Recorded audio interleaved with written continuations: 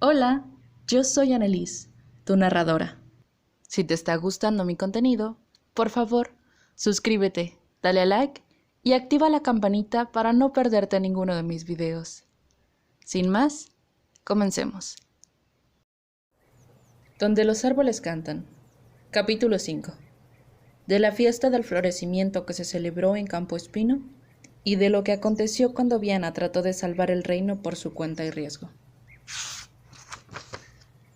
Viana se deslizó en silencio por la espesura y aguzó el oído. No había nada, salvo el susurro de las hojas de los árboles. Olisqueó el aire. La brisa le traía un aroma familiar. Cerró los ojos y volvió a escuchar. Sí, ahí estaba. Era casi imperceptible. El sonido de unas pequeñas pezuñas rascando contra el suelo. «Te pillé, amiguito», pensó. Abrió los ojos y tensó la cuerda de su arco, apuntando la flecha en una dirección muy concreta. No necesitaba ver a su presa para saber que estaba ahí, pese a que el levísimo movimiento del follaje que había detectado podía deberse al viento. Pero ella ya sabía leer las señales ocultas que el bosque revelaba solo a los observadores más avisados. Aguardó, inmóvil como una estatua y sin hacer ruido. Entonces, cuando el matorral se onduló de nuevo, soltó la cuerda. La saeta voló impecablemente hasta su objetivo y encontró un blanco. Viana oyó el chillido del jabalí y se apresuró a cargar el arco de nuevo. Lo vio salir embalado de entre los arbustos y arremeter contra ella, furioso y loco de dolor. No era un ejemplar muy grande, apenas un jabato, como había deducido Viana tras seguir su rastro hasta allí. La flecha se había clavado en uno de sus cuartos traseros y no había bastado para matarlo. Pero la joven no se amilanó. Disparó una segunda flecha que le acertó en un punto vital. El jabalí aún dio un par de pasos más antes de desplomarse en el suelo, muerto. Viana silbó para su coleto. No solían tener jabalí para cenar, luego estaría contento. Procedió a pasar una cuerda por las patas traseras del animal para cargárselo a la espalda. Apenas exhaló un poco más de aire cuando lo lanzó en volandas. Y sonrió, al pensar que unos meses antes habría sido incapaz de levantar aquella presa ella sola, y mucho menos de cobrársela con apenas 2 flechazos. Pero había cambiado mucho en todo aquel tiempo. Se había vuelto fuerte y musculosa, y su fina y blanca piel parecía ahora la de un muchacho, curtida por la vida al aire libre. En muchas ocasiones había echado de menos su pasado en Roca Gris, porque su entrenamiento con lobo había sido duro y difícil, y el invierno había resultado especialmente frío. Pero ahora llegaba de nuevo la primavera, y el gran bosque reventaba de vida. Era mucho más sencillo encontrar presas para llevar al puchero, y Viana disfrutaba con la caza y las excursiones por la floresta. A pesar de todo, el jabalí seguía resultando una carga pesada, de modo que la muchacha se detuvo junto al arroyo para descansar. Allí se lavó la cara y contempló su reflejo en el agua. Seguía llevando el pelo corto como un hombre, y se encontraba tan cómoda con ropas masculinas que le resultaba extraña la idea de haber llevado alguna vez aquellos embarazosos vestidos de doncella.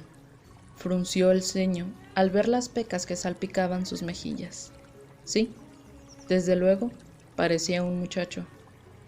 Pero eso no era ninguna novedad. Una mañana, cuando el invierno ya estaba tocando a su fin, Viana se había atrevido a acercarse a Campo Espino, la población más cercana. Se había cubierto la cabeza con una capucha. Como aquel día una fina lluvia caía sobre la comarca, no había resultado nada extraño que se envolviera también con una capa de fieltro cálida y resistente. Se había aproximado con timidez a la plaza del pueblo. Era día de mercado, pero no había mucha gente porque el tiempo no acompañaba. Ella traía consigo un par de liebres para intercambiar, y estuvo merodeando por entre los puestos. Pero todo el mundo la había confundido con un chico, y nadie la había relacionado con la joven dama que había escapado del castillo de Torrespino una noche de tormenta varios meses atrás.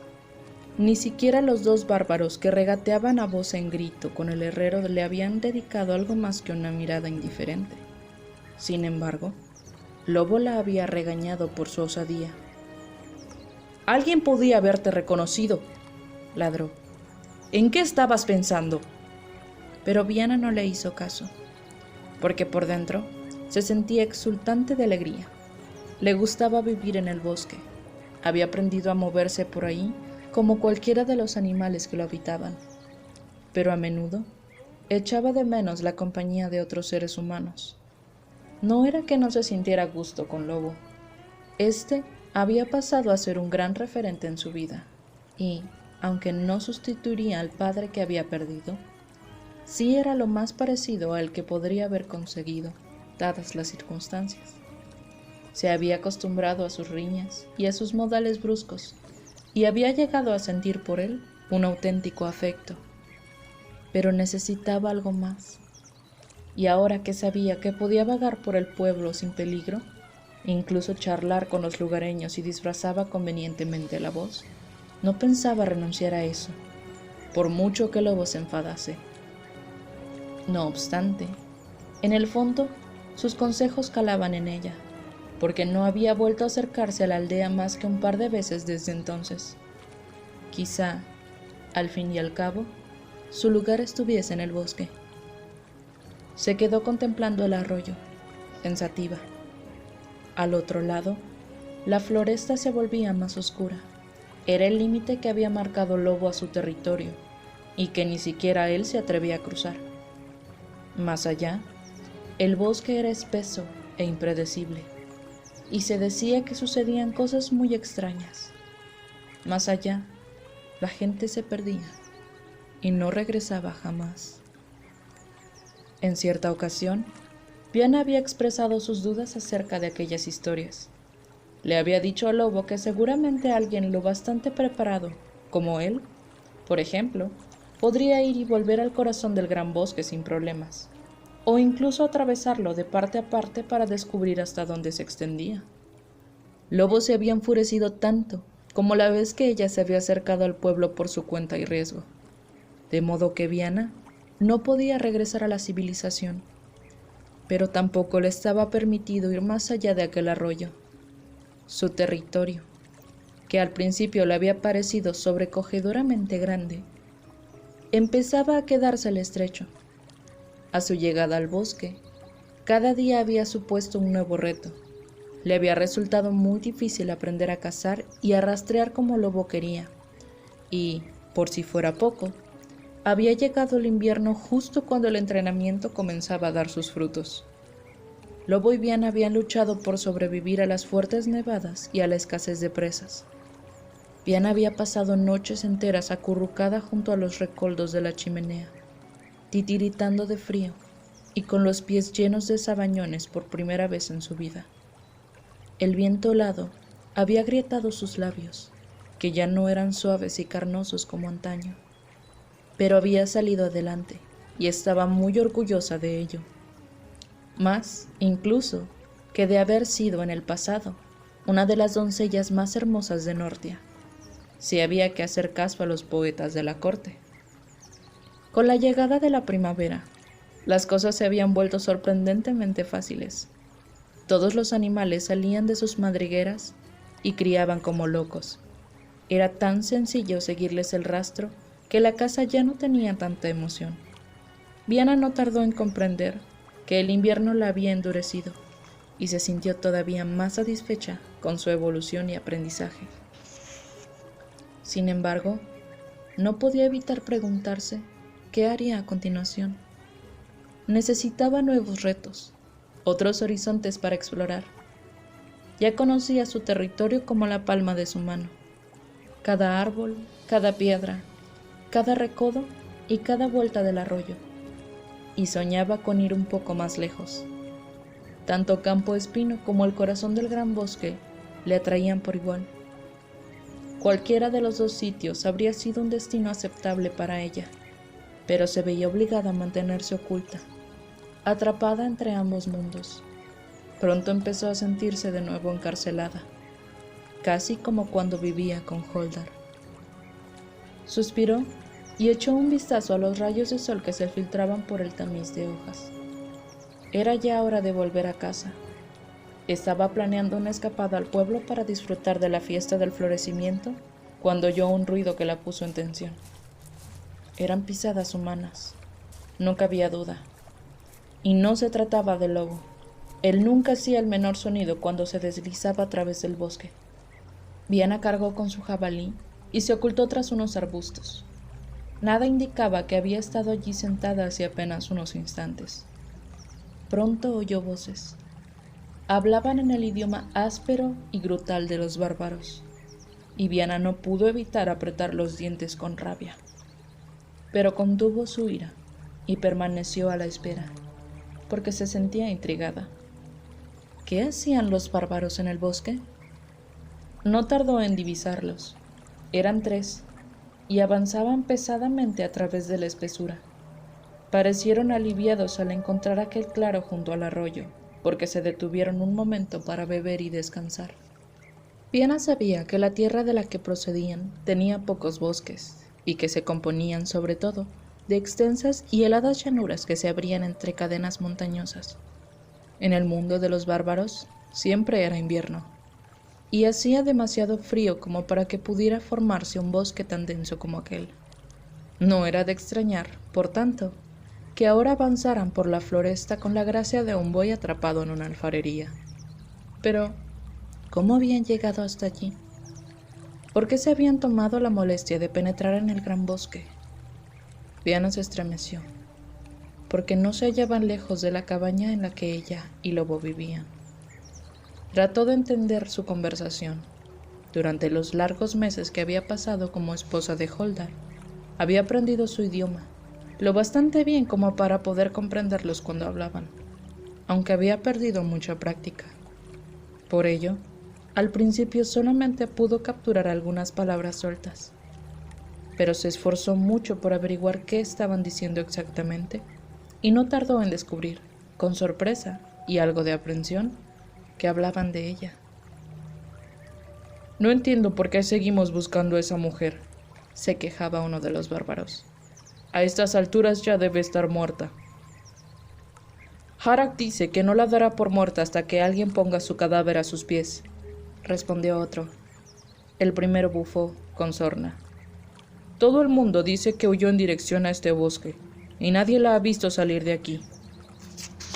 Es imposible que haya sobrevivido al invierno. No era más que una damisela blanda como una flor de jardín. Pero hay quien dice que la ha visto cerca del pueblo, hizo notar el tercer bárbaro. El corazón de Viana dejó de latir un instante. No, solo dicen que han visto a alguien que se le parece, quizá un pariente, un primo o un hermano. Lo han descubierto merodeando alguna vez los días de mercado. Nadie sabe dónde vive, y trae casa buena, piezas que solamente podría obtener aquí. Entonces, estamos buscando a ese chico o a la muchacha que mató a Holdar. Puede que haya sobrevivido si tenía un hermano que cuidara de ella. Seguro que no, insistió el primer bárbaro. Pero quizá este joven pretenda vengarla. En cualquier caso, Harak no quiere que haya gente deambulando por el bosque. ¿Quién sabe cuántos rebeldes se esconden entre estos árboles? Viana prestó atención. Había oído hablar de los rebeldes, que supuestamente tenían su base en el gran bosque, pero no los había visto nunca, por lo que sospechaba que su existencia era más que un rumor, probablemente propagado por Lobo, se dijo, sonriendo para sí. Y aquí están bien, replicó otro de los bárbaros. Este lugar me da escalofríos. ¿Te acuerdas del grupo que mandó Harak para buscar a la chica antes de que llegara el invierno? No regresaron jamás. El primer bárbaro gruñó algo que Viana no fue capaz de comprender. Vámonos, propuso el segundo. Diremos que no hemos encontrado nada y ya está. Además, si ese muchacho es un rebelde, en el pueblo nos lo dirán. Pero el tercero pareció dudar. ¿Tú crees? Se oyen cosas. Algunos admiran a esa estúpida damisela por haber matado a Holdar. Si alguien sabe algo acerca de ella, no lo revelarán con facilidad. El bárbaro se encogió de hombros. Sabemos que su vieja criada se esconde en una de las casas de Campo Espino, respondió. Ella nos lo dirá. No será difícil encontrarla durante esa fiesta de las flores que están preparando. Todos los aldeanos salen de sus agujeros en cuanto oyen un poco de música, como chuchos hambrientos que olisquean un asado. Viana reprimió un grito. Estaban hablando de Dorea. Es verdad, concluyó el segundo bárbaro, visiblemente aliviado. Volvamos al castillo. Los tres hombres se alejaron de regreso al valle, pero Viana se quedó un buen rato en su escondite, pensando. Lobo tenía razón. Alguien la había visto en el pueblo y había informado a los bárbaros. Viana creía que Harak ya habría dejado de buscarla, o que Hundat, que había sido la mano derecha de Holdar y ahora gobernaba en Torrespino, tras su muerte, tenía cosas mejores que hacer que atender a la obsesión del rey. Sobre todo, teniendo en cuenta que gracias a Viana se había convertido en jefe de su clan. Estaba claro que los había subestimado, y se había mostrado muy descuidada. Si era verdad que Dorea todavía rondaba por el pueblo, y si la capturaban. Viana se puso en pie con presteza, recogió el cabalí y regresó a casa tan rápido como pudo. La recibió el sonido rítmico de unos martillazos. Lobo llevaba varios días arreglando la cabaña. La idea original había sido reforzar el tejado, que había quedado muy dañado tras las nieves y las lluvias del invierno, pero ahora estaba aprovechando para ampliarla, porque creía que podía añadir una segunda habitación para Viana. Lobo dejó el martillo al verla. ¡Caramba! ¡Jabalí!, exclamó. Buena pieza, pequeña. Podemos hacerla a la brasa y... ¿Qué ha pasado, Viana? ¿Por qué traes esa cara? La muchacha se sentó en el mismo tocón donde, meses atrás, su mentor le había cortado el pelo, y procedió a contarle, atropelladamente, la escena que había presenciado en el bosque. Lobo la escuchó con atención y el entrecejo fruncido. Y tengo que ir a la fiesta del florecimiento para encontrar a Dorea antes de que lo hagan ellos, concluyó ella, muy nerviosa. Pero Lobo sacudió la cabeza. Ni hablar, Viana. Tú no vas a ir a ninguna parte. ¿Por qué no?, estalló ella. Si se encuentra en ese lío, es solo por mi culpa.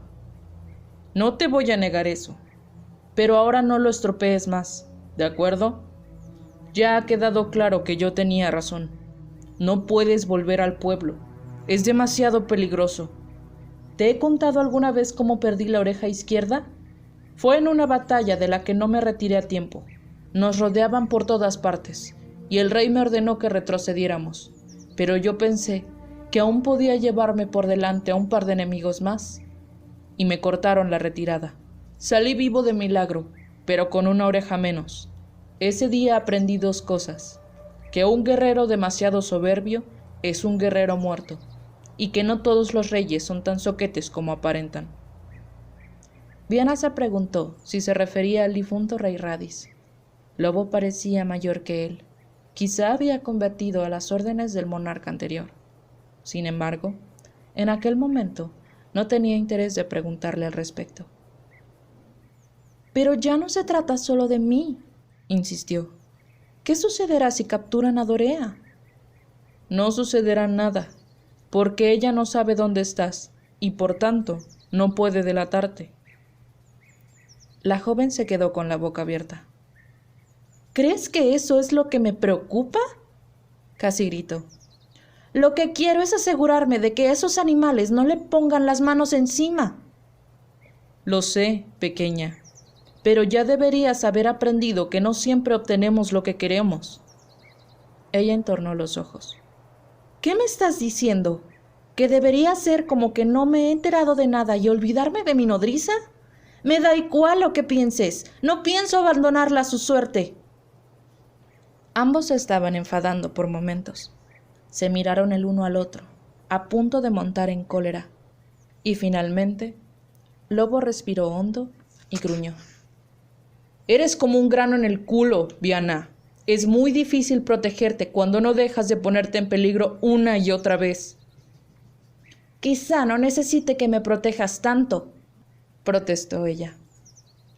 Te salvé la vida la noche en que mataste a Holdar, por si no lo recuerdas. Y, si no fuera por mí, aún serías una tonta damisela completamente inútil. Viana pasó por alto el insulto. Hacía ya mucho tiempo que le resbalaban los malos modos de su maestro, pero había otra cosa que la molestaba todavía más de lo que Lobo pudieras decir de ella. ¿Y eso te da derecho a decidir sobre mi vida? Que sepas que estoy harta de que todo el mundo crea saber lo que es mejor para mí. Me han concertado ya matrimonios con 2 hombres diferentes y solo tengo 16 años. Hasta las personas que me han salvado de un futuro miserable lo han hecho sin preguntarme primero. Lobo alzó las manos, muy ofendido. De acuerdo. Es decir, que debería de haber dejado que te pudrieras bajo la lluvia y que te encontraran los bárbaros que vinieron a buscarte, ¿no? Es bueno saberlo. Viana abrió la boca para replicar cuando, de pronto, asimiló lo que él acababa de decir. ¿Vinieron bárbaros a buscarme? ¿Cuándo? Un par de días después de que te escaparas, gruñó él, un poco más calmado. Batieron el bosque en tu busca, pero, bueno, digamos que me ocupé de ellos. Viana se imaginó al punto al lobo ocultado entre la maleza, disparando flechas a los bárbaros, flechas certeras y letales. Recordó lo que habían dicho los 3 hombres a los que acababa de ver junto al arroyo, que Jarak había enviado al bosque a un grupo que nunca regresó. Así que ya ves todo lo que he hecho por ti, concluyó él. ¿Vas a darme un voto de confianza? Hazme caso, Viana. No vayas a la fiesta del florecimiento. Será lo mejor para ti. De pronto, Lobo parecía mucho más viejo y cansado. Volvió a asir el martillo, pero la miró con aire ausente. Viana también se sentía agotada. Deja eso por hoy, le aconsejó. Puede que esos 3 todavía anden merodeando por ahí, y estabas haciendo mucho ruido. Tienes razón, convino Lobo. Voy a hacer los honores al jabalí, aunque puede que el olor a cerdo asado los atraiga hasta aquí con más rapidez que cualquier sonido. Viana dejó escapar una carcajada y lo acompañó al interior de la cabaña. Ese día no discutieron más, ni volvieron a hablar del tema. Aparentemente, la muchacha había aceptado el criterio del lobo y estaba dispuesta a someterse a sus indicaciones. Aparentemente, porque no pensaba perderse la fiesta del florecimiento por nada del mundo. Los bárbaros tenían razón. Todos acudían a Campo Espino durante los festejos, incluso gente de otros señoríos, y hasta algún mercader de Normond. Si Dorea seguía por los alrededores, aquel sería el mejor momento para reencontrarse con ella. No podía dejar pasar aquella oportunidad. Pero fingió que había abandonado la idea de regresar al pueblo para que Lobo no albergara ninguna sospecha acerca de sus verdaderas intenciones. Por eso, se llevó una desagradable sorpresa el día de la fiesta del florecimiento, al descubrir, nada más levantarse, que Lobo había madrugado más que ella y se había marchado al bosque, dejándola encerrada en la cabaña. Viana lanzó una serie de maldiciones muy inapropiadas de una dama. La emprendió a patadas con la puerta y la zarandeó con rabia. Pero ésta no se abrió.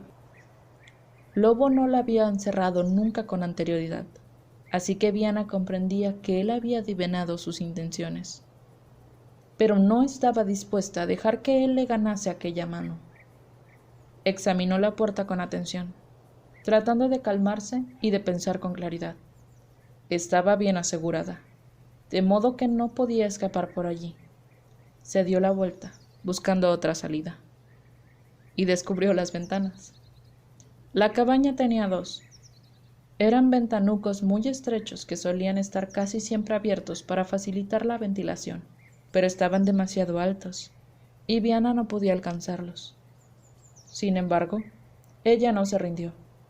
Arrastró el camastro hasta la pared y se encaramó sobre él. Sus pies se hundieron un poco en la paja, pero aún así logró izarse hasta una de las ventanas. Lanzó primero al exterior el arco, el carcaj y el morral, y luego culebreó para introducir su cuerpo a través de la estrecha abertura. Tras un breve momento de pánico en el que creyó que se había quedado trabada, logró liberarse y cayó al otro lado. Viana reprimió un gemido de dolor y se puso en pie con precaución para asegurarse de que estaba más o menos ilesa. Caminó un par de pasos y, después de comprobar que las únicas secuelas que guardaría de la evasión serían un par de moratones, recogió sus cosas y echó a correr por el bosque, sintiéndose ligera como una pluma. Había burlado al lobo. Apreciaba mucho al maduro caballero que le había enseñado todo cuanto sabía, pero al mismo tiempo se sentía muy satisfecha por haberlo superado en ingenio. Además, aún estaba molesta con él por pretender convertirse en el dueño de su destino. Tras pasar casi medio año con él en el bosque, Viana había aprendido lo que significaba la auténtica libertad. Podría sobrevivir por sí misma si se encontrara sola y perdida. Por primera vez, sentía que no dependía de nadie más, y no pensaba renunciar a la autonomía que había conquistado, dejándose mangonear por su maestro, por muy en deuda que se sintiese con él. Cuando llegó al pueblo, la fiesta estaba ya casi en su apogeo. El mercado bullía de vida, y había un buen número de juglares y saltimbanquis actuando en las plazas y las esquinas. Viana se acordó de Oki. Parecían haber pasado siglos desde que aquel hombre, tan peculiar, les había contado la historia del viajero que había acampado en las lindes del gran bosque. La muchacha sonrió para sí misma. En todo aquel tiempo, nunca se había topado con ninguna extraña anciana que luego resultara ser una doncella de belleza ultraterrena. Nada había visto en el bosque que le pareciera insólito o sobrenatural, por lo que había llegado a creer que todo lo que se contaba acerca de él no eran más que cuentos para asustar a los niños. Sacudió la cabeza para apartar aquellos pensamientos de su mente y se concentró en tratar de encontrar a Doré entre la multitud. Por si acaso, se caló bien la capucha y procuró pasar desapercibida. No tardó en dejarse arrastrar por la marea multicolor que inundaba el pueblo. La música se elevaba hasta un cielo brillante y despejado. También había algunos bárbaros disfrutando de las fiestas. Viana tuvo que reconocer que, para ser invasores, se habían adaptado bastante bien a las costumbres de Nortia, especialmente si esas costumbres incluían baile, bebida y mujeres. Pronto olvidó el propósito de su excursión a Campo Espino. Había mucho que ver, y en los últimos tiempos no había tenido ocasión de divertirse, ni cuando vivía con Holdar, ni ahora que se había convertido en una proscrita. Vagó, pues, de un lado a otro, deteniéndose en todos los puestos y escuchando todas las canciones, aunque no se atrevió a participar en el baile de la Plaza Mayor. Allí, muchachas campesinas, con el cabello adornado con guirnaldas de flores, tentaban a los chicos del pueblo y los invitaban a unirse a una enérgica danza.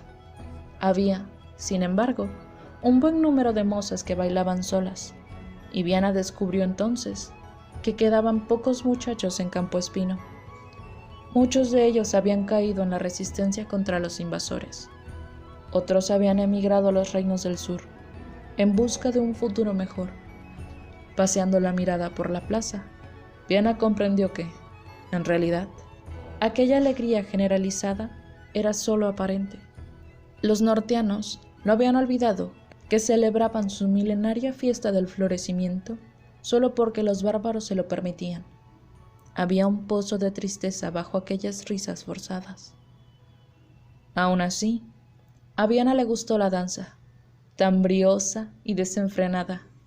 Le hizo pensar en los bailes a los que había asistido cuando aún era noble. En ellos, todos los pasos estaban perfectamente medidos, y de igual modo, estaban reglamentados otros detalles, como la distancia que los jóvenes debían guardar entre sí, los gestos y actitudes que estaban permitidos y los que faltaban a las normas del decoro. El baile campesino le pareció más auténtico, una verdadera expresión de los sentimientos de los danzantes. Su música era vivaz y pegadiza, y Viana se imaginó a sí misma con un vestido de aldeana y una corona de flores en el pelo, y se preguntó a quién invitaría a bailar. Pensó en Robián, y un ajigonazo de melancolía le traspasó el corazón. Hacía mucho que no se acordaba de él. Había estado ocupada en otras cosas, como, por ejemplo, sobrevivir al invierno en el bosque, y no había tenido tiempo para pensar en qué haría o qué diría si volvería a verlo. El rencor que había experimentado tiempo atrás parecía haberse derretido en los primeros rayos del sol de primavera. Se preguntó si, ahora que era mayor y más sabia, sería capaz de entender los motivos de su traición. Tenía que hablarlo con Lobo. Sabía que él despreciaba profundamente a los traidores, pero era un caballero que había tenido un dominio a su cargo. Robián había heredado Castelmar de la noche a la mañana, y probablemente se habría considerado un fracasado si se hubiese visto incapaz de mantener las propiedades de su familia un solo día. Quizá por eso había optado por rendirse a los bárbaros. Pero, ¿qué habría preferido el duque Landan? ¿Perder su dominio con honor o conservarlo como traidor? Viana era una doncella y no había tenido opción. Sin embargo, de haber nacido varón, ¿qué habría esperado su padre de ella? Con un suspiro de pesar, la muchacha se alejó de la plaza, donde los jóvenes seguían danzando, y se internó por las callejuelas del pueblo. Trató de centrarse en lo que había ido a hacer allí, buscar a Dorea, y supo entonces por dónde debía empezar.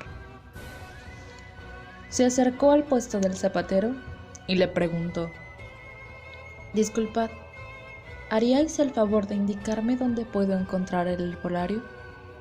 El hombre dio un respingo y la miró de forma extraña. Viana se preguntó qué habría hecho mal, y entonces se dio cuenta de que, perdida en los recuerdos del pasado, había recuperado parte de sus modales cortesanos y había olvidado fingir una voz varonil. Sin embargo, decidió que sería mejor mostrar seguridad en sí misma, por lo que sostuvo la mirada del zapatero mientras aguardaba una respuesta. Él se aclaró la garganta, repuesto ya de la sorpresa. «El herbolario», murmuró. «Claro, el herbolario. Girad a la izquierda en la siguiente esquina y lo hallaréis al final de la calle». Viana inclinó la cabeza. «Muchas gracias», respondió, y se alejó de allí, turbada por la extraña actitud del zapatero. ¿Acaso la habría reconocido? En ese momento, cayó en la cuenta de que no se había llevado su manto. Hacía ya tiempo que no se lo ponía porque el tiempo era más caluroso, y había olvidado que no lo usaba solo para abrigarse, sino también para ocultar su identidad. Sin embargo, con el ajetreo de su ida, pasó por alto aquel detalle, y sus formas femeninas se podían adivinar con bastante facilidad debajo de sus ropas. Reprimió una maldición. Tuvo que reconocer que el lobo no andaba muy desencaminado cuando le reprochaba que mostrar demasiada confianza en sí misma la volvía descuidada y la ponía en peligro. Por fortuna, había mucha gente en las calles y muchas cosas con las que distraerse. Aún así, se caló bien la capucha. No tardó en divisar el puesto del herbolario. Al echar un vistazo desde su posición, el corazón le dio un vuelco.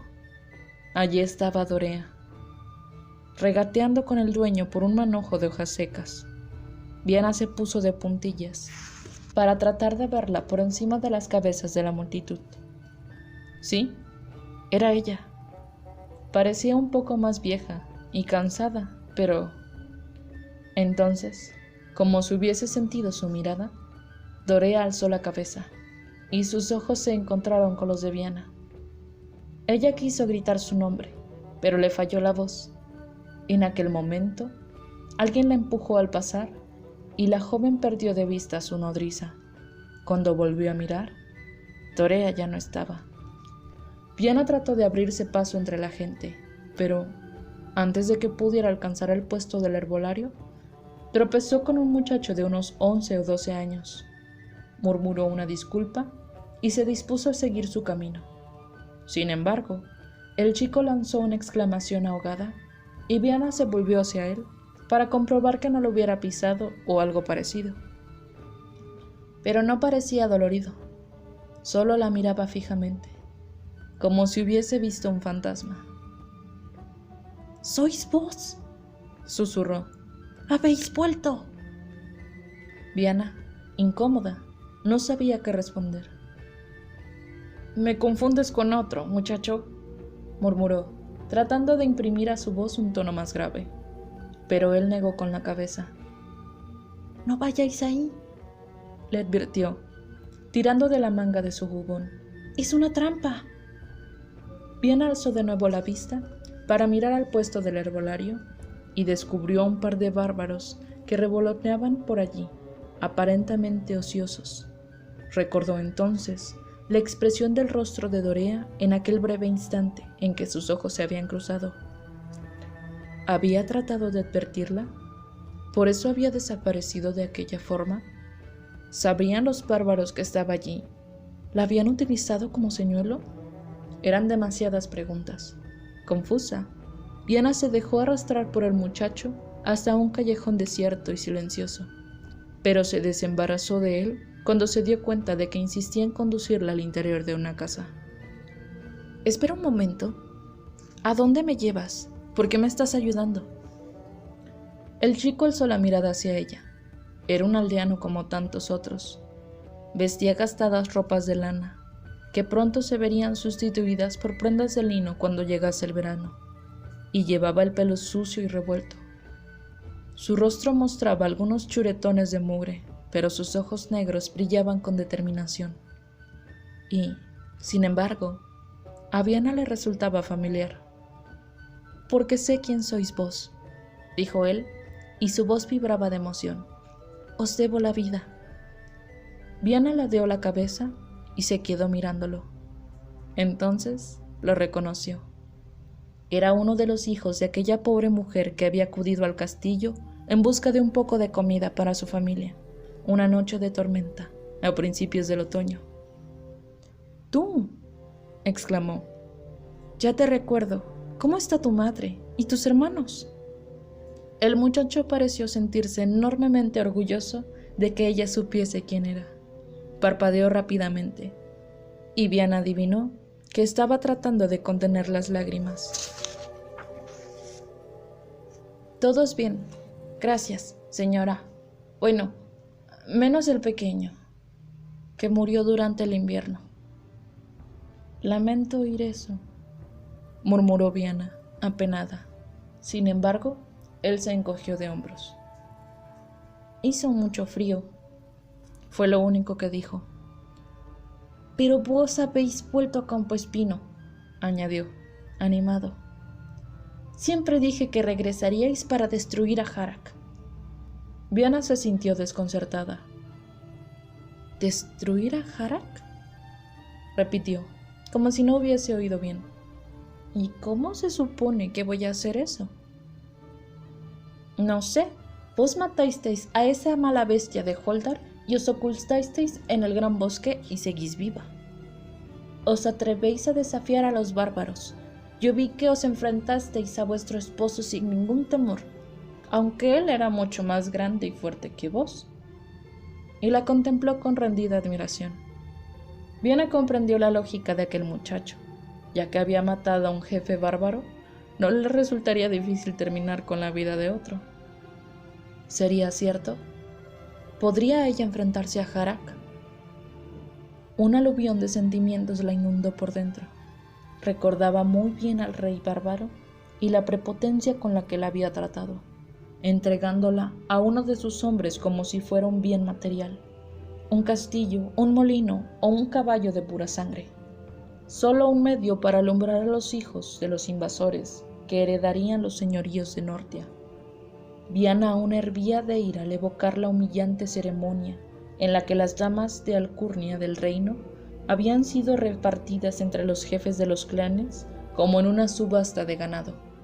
Sí, no podía negar que había soñado con hacérselo pagar a Harak, con ensartar su cuerpo con flechas hasta que los erizos del gran bosque lo confundieran con uno de sus parientes. ¿Sería capaz de hacerlo? ¿Precisamente ella? Sus cavilaciones fueron interrumpidas por las palabras de su acompañante. Entonces, mi señora, ¿no habéis venido a la fiesta para matar al rey Harak? Viana se volvió hacia él. ¿Qué quieres decir? ¿Harak está aquí? El muchacho la miró con cierta desconfianza, como preguntándose cómo era posible que su heroína fuese tan despistada. Pues claro, llegó hace un par de días y se aloja en Torrespino, con Hundad, el sucesor de Holdar, el nuevo jefe de su clan, añadió. Ya sé quién es Hundad, replicó Viana. Entonces, ¿Harak está aquí? ¿Ha asistido a la fiesta del florecimiento? El chico asintió con energía. Dicen que ha venido a inspeccionar el dominio, pero yo creo que es una trampa, que lo que quiere es atrapar a los rebeldes. Viana sabía perfectamente que no había tales rebeldes, y se dijo a sí misma que Harak no parecía un hombre propenso a creer en rumores y habladurías. Si era cierto que había preparado una trampa, sin duda, estaba destinado a ella. «Hablo en serio», insistió el muchacho. «¿No lo veis? Incluso ha puesto un cebo para traerlos». «¿Un cebo?», repitió Viana. «¿Torea?». Pero su informador sacudió la cabeza. «¿Torea? No sé quién es esa», dijo. «No, mi señora, el cebo es al propio rey Harak, o el caballero que lo acompaña, no sé», añadió tras un instante de duda. Viana acababa de descubrir que el lobo tenía razón. No debería haber acudido a la fiesta del florecimiento, porque le estaban esperando. ¿Qué significaba aquello? ¿Que Harak la veía como una amenaza? O tal vez me considera una pobre ilusa que apunta demasiado alto, pensó, y por eso no teme exponerse ante mí. Después de todo, todavía querrá castigarme por la muerte de Holdar. Pero no había tiempo para pensar en eso. Tenía otras cosas más urgentes que hacer. «¿Cómo te llamas?», le preguntó. «Eirik, señora», respondió él, con una torpe reverencia. «Bien, Eirik, ¿sabes dónde puedo encontrar a Harak?». El chico la contempló, radiante de alegría y admiración. «Por supuesto, mi señora, acudirá a la plaza con Hundad, para que los regidores de las aldeas le rindan pleitesía. Eso será al mediodía, creo». Viana miró hacia el sol, que estaba casi en su punto más alto. Después, disimuladamente, echó un vistazo hacia la callejuela donde había visto a Dorea. ¿Era todavía una mujer libre? ¿La habrían capturado los bárbaros y la estaban usando de señuelo? ¿Dónde estaba la trampa? ¿En el puesto del herbolario con Dorea o en la plaza donde se hallaría Harak? Viana trató de atar cabos. Si Dorea era un cebo, no le haría ningún bien cayendo en la trampa. Y si Harak esperaba que Viana lo atacase a él directamente, entonces Dorea no estaba en peligro, ni tenía nada que ver con la trampa que supuestamente le había preparado los bárbaros. Recordó lo que el lobo había dicho en alguna ocasión acerca de los invasores. Había que tomarlos por sorpresa, porque siempre esperaban que les atacaran de frente, ya que así era como luchaban ellos. Quizá aún tuviera alguna oportunidad. Agarró a Eirik por el hombro. «Tengo que encontrar un punto elevado cerca de la plaza», le dijo. «¿Me ayudarás?». El chico lo pensó un instante, a todas luces extrañado por la petición de Viana, y dijo al fin: «Está el taller del herrero».